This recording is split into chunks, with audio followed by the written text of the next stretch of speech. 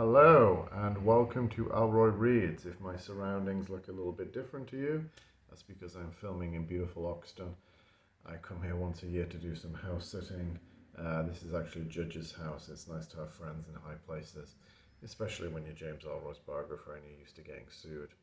Okay, a couple of weeks ago I did an episode where I talked about the first ever book on James Ellroy I ever put together.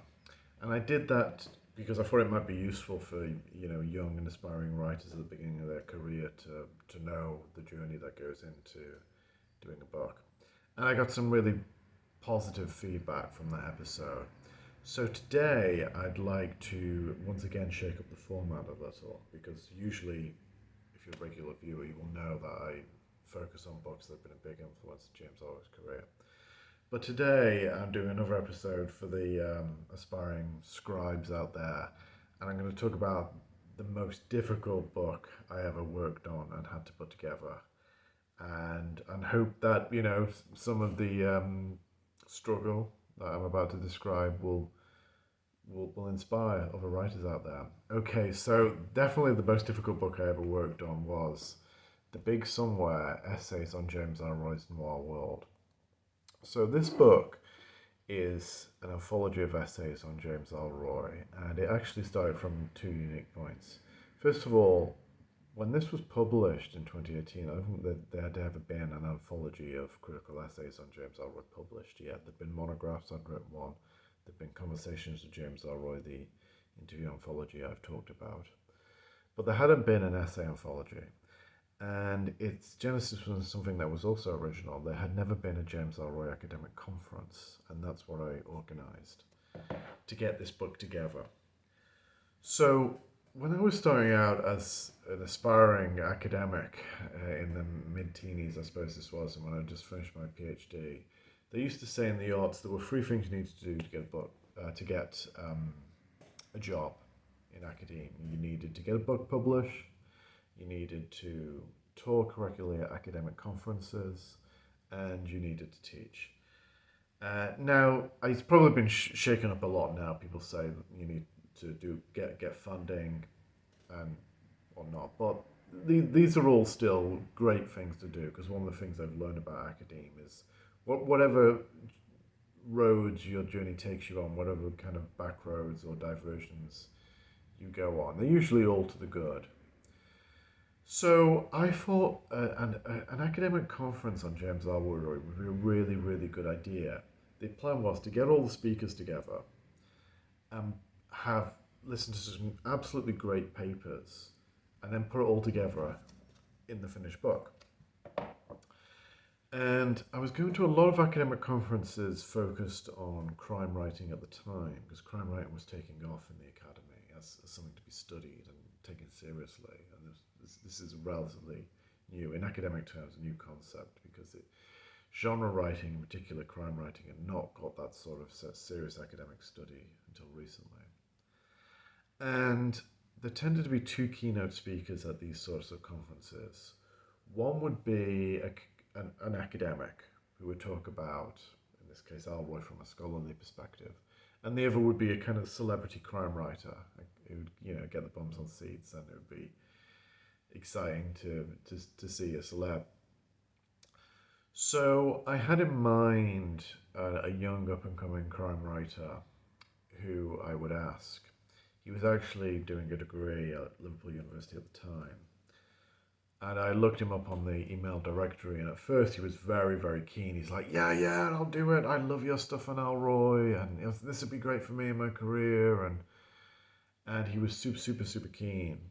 And then he began to kind of cool on the idea. He was just a little bit equivocal in our correspondence. And I was losing faith in him. I said, look, let's meet up for coffee. Let's meet up and sit down and talk about it, and talk about the pros and cons, whatever seems to be bugging you. And eventually he just cut me off. He cut me stone dead. And let's just say when I've bumped into this crime writer, subsequently at book events, I avoid him. It's just too awkward. But a friend said to me, you want to get a really good crime writer to speak at your conference, try Martin Edwards. He writes the Lake District Mysteries, and he's a very distinguished man.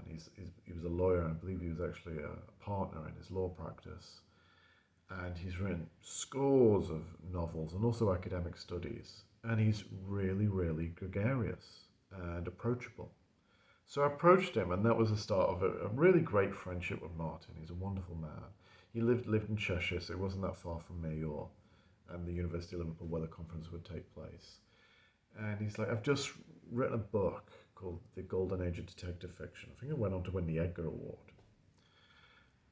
So if I was to come to your conference, is it okay if I talked about that? I was just like, yeah, absolutely. I mean, the conference is on ELLROY, but, let's shake it up. I think, the Golden Age of Detective Fiction, that's the sort of thing that would really get people interested. So I had Martin, and for the academic, I went with Woody Hort, who is another fabulous guy. And again, it was the start of a wonderful friendship with Woody. He'd written some wonderful academic studies on crime fiction, Noir. And as it happens, that year he just published his first novel, Cry for a Nickel, Die for a Dime. So in a sense, I kind of ended up with two celebrity crime writers instead of one. It kind of panned out that way. And Woody was just extraordinary. I remember, the day he arrived, and he would kind of drop hints about stories and then not always follow them up. He's like, he briefly lived in San Francisco with a member of the Manson family. I'm like, what? Tell me more. But then he'd move on, and I was just like, I was chomping at the bit. But he's a great American critic. Lived in the UK for a long time now. And it was just at the beginning of this kind of Indian summer as a crime writer. So I had the two speakers. Then for a venue, originally I was given a lecture theatre, which was kind of brutalist architecture, which is quite common in red brick universities in the UK. Kind of very ugly to look at, looked like a federal penitentiary, to be honest. And about a week before we had to go, my wife said to me, hold on, I think I might be able to get you into the School of the Arts library, which I knew a little bit about on the Liverpool campus. And I was like, why? I don't know. I mean, I'd been to conferences in the most ugly kind of slammer type building, so it didn't really bother me at the lecture theatre. I was like, this is a distraction. Why would you do it? Like, no, trust me. Anyway, she got me a meeting with this woman, Philomena, who worked at the School of the Arts Library. And the minute I got there and walked in, I mean, the building itself is beautiful Georgian with the Doric columns and beautiful, white brick. And I walked into the library, and right away I see this absolutely gorgeous oak paneling. It's like walking into the 18th century. And red leather-bound volumes on the walls, and I said to Philomena, I was just like, oh my gosh, I can see it. I can see the speakers coming in here. I can see us talking about ELLROY. I can see everyone being in a really learned frame of mind. And I think she was quite taken aback how excited I was. It's like, yes, let's have this place. So we got that place. And just a bit of backstory for you. The School of the Arts Library was the home of Charles Coon Priolo, who had been the de facto Confederate ambassador to Britain during the American Civil War. And, a cotton tycoon, and he'd kind of drifted off into obscurity, like I suppose many people on the wrong side of history. I believe some historians actually found his grave. They dug up his grave in Highgate Cemetery a few years ago. But leaving all the history aside, the house itself that he owned and the School of the Arts Library was absolutely beautiful. So from that point on, the conference went off without a hitch.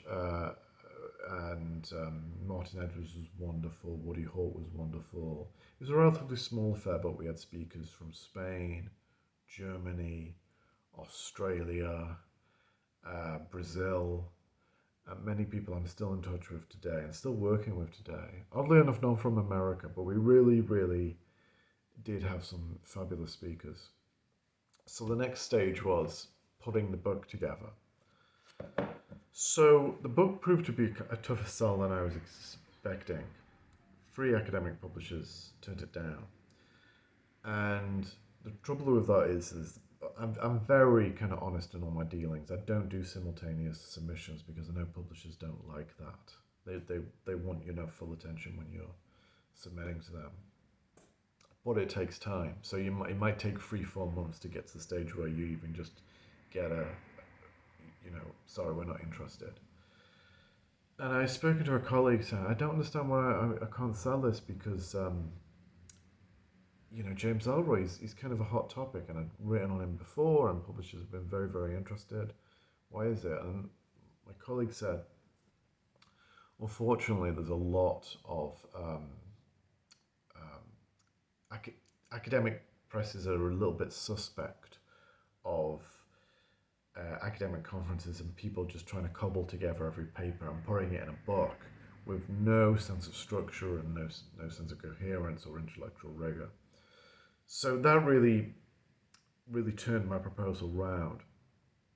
And I got to this stage where it's just like I really put the proposal together so I made sure that no one could possibly think, no editor could think that it was just going to be some sort of cobbled together text. It was going to be really well thought out, beautiful volume of really, really involving essays. And I was lucky because from that point on, right away, I went to Bloomsbury. I met my editor, Harris Nackby, who became the editor of the ELLROY biography a few years later, and he really believed in the book. And it was a close call because the time it took me to sell the book, at any point my editors could have drifted away because they had this hot property. It was their content, as we'd say in today's internet age. It was their content, and they're in the publish or perish industry. They could have taken it elsewhere, and if they took it elsewhere, I was kind of screwed. But my contributors believed in me, and we put it together. We had some wonderful essays in here, including Woody's on Ellroy, including Nathan Ashman, who went on to publish a book on Ellroy and has just won the Edgar Award himself, and Anna Pfluger from Germany, who's written a book on Ellroy. And we put together the first ever critical anthology of Ellroy essays. And it was difficult at times. Like I say, it was a tough book to work on. I mean, I look back on it now quite fondly. One thing that I was kind of disappointed at the time is that I couldn't get Ellroy involved in the academic conference. I had visions that he would fly in, or he would Skype in. This was pre-Zoom, so I thought he would Skype in because he'd always been really, really interested in academic studies of his work. He was often dismissive. He's like, "Oh, I never meant that," or "I don't understand." He didn't always get how literary critics think. Like they might think in terms of, look at your work and think in terms of Marxist theory, in terms of feminist theory, and he didn't get that at all. As Helen Knode said to me, he sees the world anecdotally, and Helen sees the world critically. She's a bit like me in that sense. Like, well, she's an Ivy League educated woman, so she said I would make these critical points to him, which I felt was so devastating, like usually attacks on Republicans and organized religion and that sort of thing, thinking that she was going to get one up on him, and he would think about it, process it, and out would come an anecdote. He said it took years to understand, but it was really helpful for me. The reason Ellroy didn't get involved is I'd kind of lost contact with him because at the time, I found out later his life was burning down. It was a really kind of tenuous point in his life, and the contact I had for him had actually ceased to be in contact with him, and that relationship had burned down. But the book was nominated for the H.R.F. Keating Award. The really nice thing about this book is that it made me believe that I could write James Ellroy's biography, Love Me, Face and Danger. It gave me a great editor, Harris, who I went back with. I pitched the biography to him.